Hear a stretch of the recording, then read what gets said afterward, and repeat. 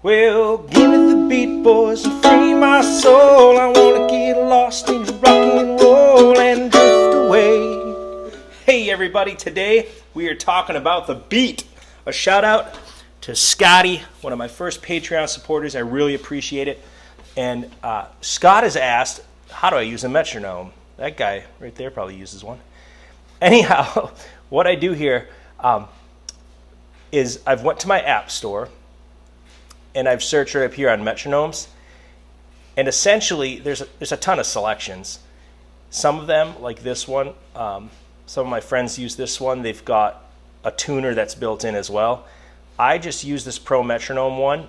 I think they're all going to be very, very similar. If you don't have this and you just have a computer, again, you can either go just purchase one at your local music store or order one online, or you can actually go to Google, and I think they used to have a built-in metronome. So if you type in metronome, you can actually use the Google interface to just have it play on your computer. So anyhow, I've downloaded this app right here, and There She Blows. I'll go into that. Now this is going to come pre-set up like this. It's going to say down here 4/4. You're in 4/4 time. You've got a little deal about here. You can adjust it. And up here, it's going to try to focus on my hand. Try to keep that out of the way.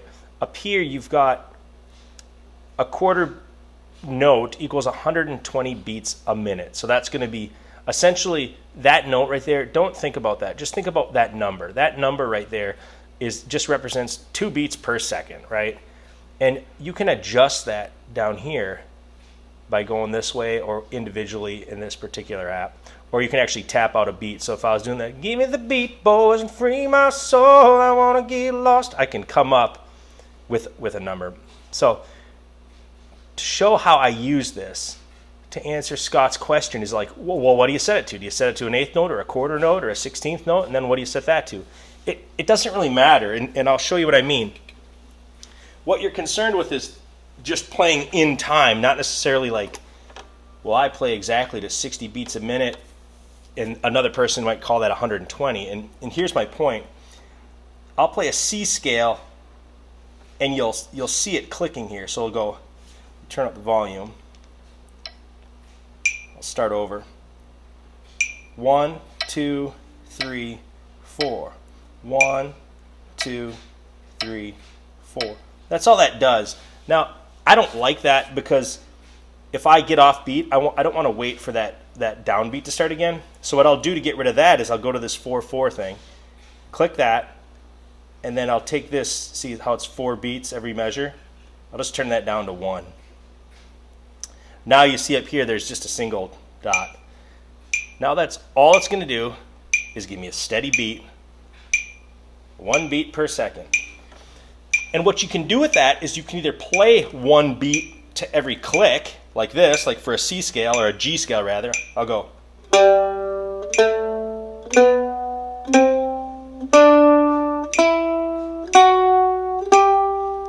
Right? Pretty straightforward.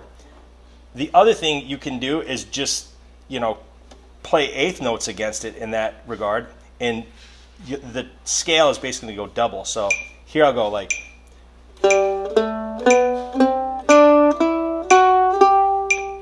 So I played basically a note with the beat and then one in between the 2 beats. So again, I'm playing essentially 2 notes per every beat. Now the confusion can come here, and I can show you what I mean by that. So again, I'll play it again, 1 note with the beat and 1 in between, like this.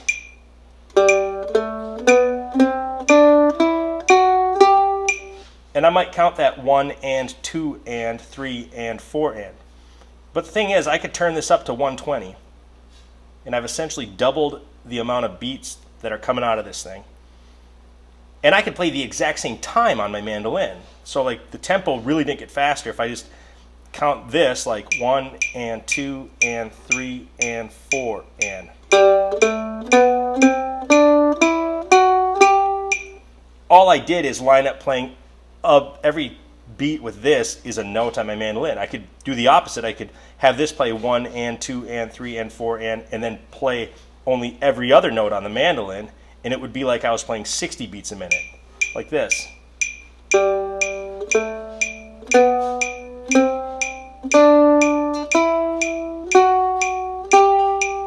if that's making sense. The other thing I can do is just leave this at 60. And if I have this going, what I can do is play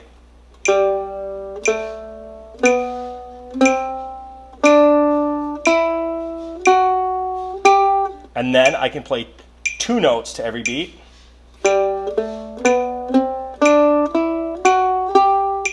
Now I'm going to play 4 notes to every beat. I'm going to add a couple notes here and there on the beats just to even out the scale that I'm playing, but like something like this.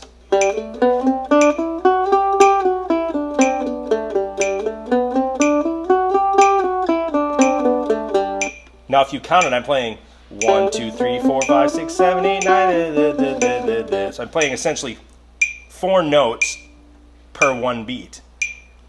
I could set my metronome at 120 and do the same exact thing, right?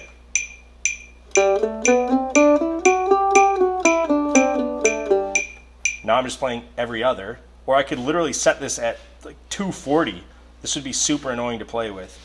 But if I was playing at this tempo, I could go.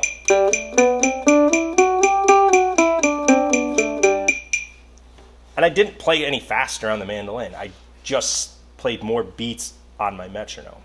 So what I like to do, it's kind of your preference, but it really depends on what I'm playing. I'm trying to think of like playing a tune just to show as an example. I might set something here. I can play like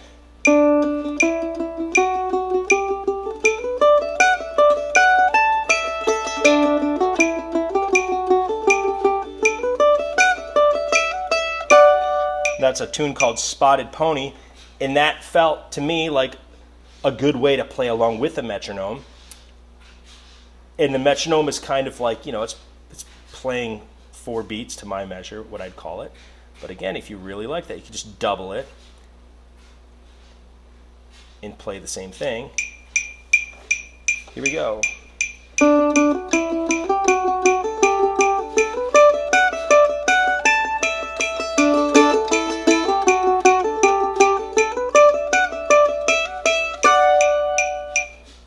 So I guess my point with all this is use the metronome to get used to playing in time, but don't get yourself too wrapped around what that note shows, if it's a quarter note or an 8th note or a 16th note. Just try to use it to play in time. You can even do stuff like, for example, if I was at 60, I could subdivide the beat by 3. So like I could go like 1, 2, 1, 2, 3, 1, 2, 3, 1, 2, 3, 1, 2, 3, 1.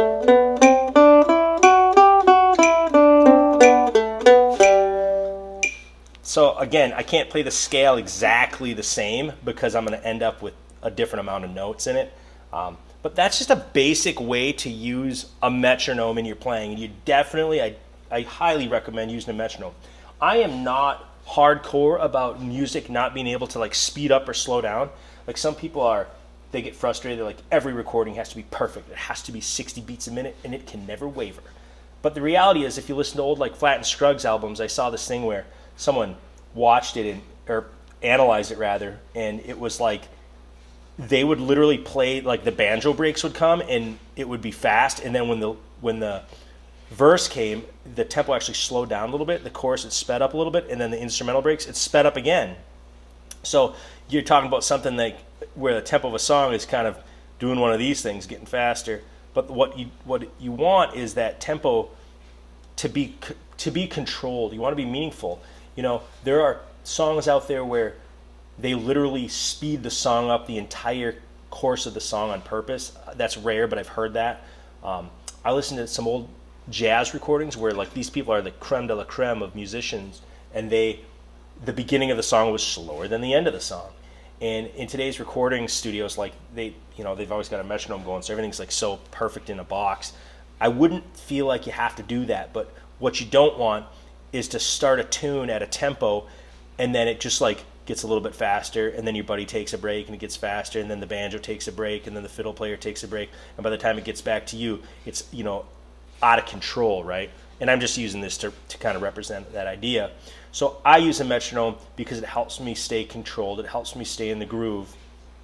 And every song is going to be totally different. There's going to be tunes that are easy to play slower and tunes that just seem to be easy to play faster. And I wouldn't get my head wrapped around it too much, but you know, if you're playing a scale comfortably at 60, you know, tomorrow try it at 62 and just slowly work your way faster and faster.